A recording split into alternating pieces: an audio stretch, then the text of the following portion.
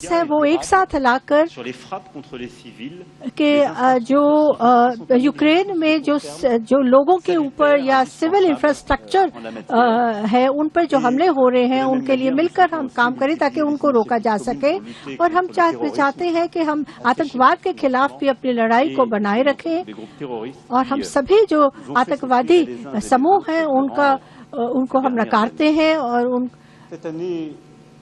इस साल इस 2026 की अगर हम बात करें तो ये जो वर्ष है ये हमारे संबंधों में और तेजी लाने वाला संबंध है। आप ब्रिक्स की अध्यक्षता कर रहे हैं, हम फ्रांस जो है वो G7 की अध्यक्षता कर रहा है और इसीलिए मैंने इसी संदर्भ में प्रधानमंत्री मोदी को G7 शिखर सम्मेलन में आमंत्रित किया है।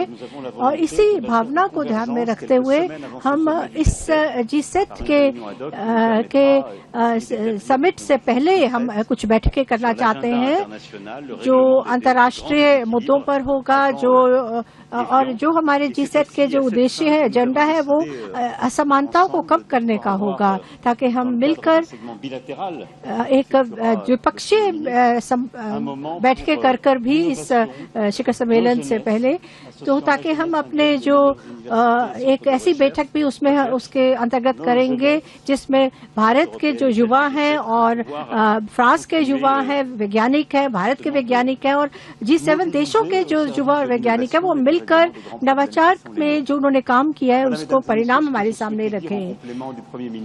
ये जो भी मैं कहूँगा वो बिल्कुल पूरी तरह से जो प्रधानमंत्री मोदी ने कहा है उसका पूरक है कि हम कैसे अपने संबंधों को बेहतरीन करना चाहते हैं, उसको में वृद्धि लाना चाहते हैं। हमारी जो साझेदारी है वो स्थिर है और वो पूरी तरह से सबके सामने है, जो लोगों के लिए है और जिसके परिणाम जो है वो बहुत बेहतरीन रह चुके हैं, लेकिन इसको हम और भी बढ़िया करना चाहते हैं। खासतौर पर चाहे व्यापार हो या कई ऐसे और क्षेत्रों जिसमें मुझे लगता है कि हम मिलकर विश्व को बहुत कुछ दे सकते हैं। हम बड़े बड़े कनेक्टिविटी इंफ्रास्ट्रक्चर हो या टेक्नोलॉजी हो, उसमें हम बहुत ठोस परिणाम इसमें ला सकते हैं।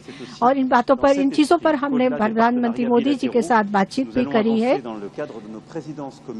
और क्योंकि हम दोनों इस समय दो बड़े संगठनों की अध्यक्षता कर रहे हैं इस साल, तो हम इसमें भी हम तालमेल ला सकते हैं, अपनी सोच में कन्वर्जेंस ला सकते हैं। धन्यवाद। Thank you, sir. With that, ladies and gentlemen, we come to the close of this session. Thank you for your presence. Any questions? Can you ask questions?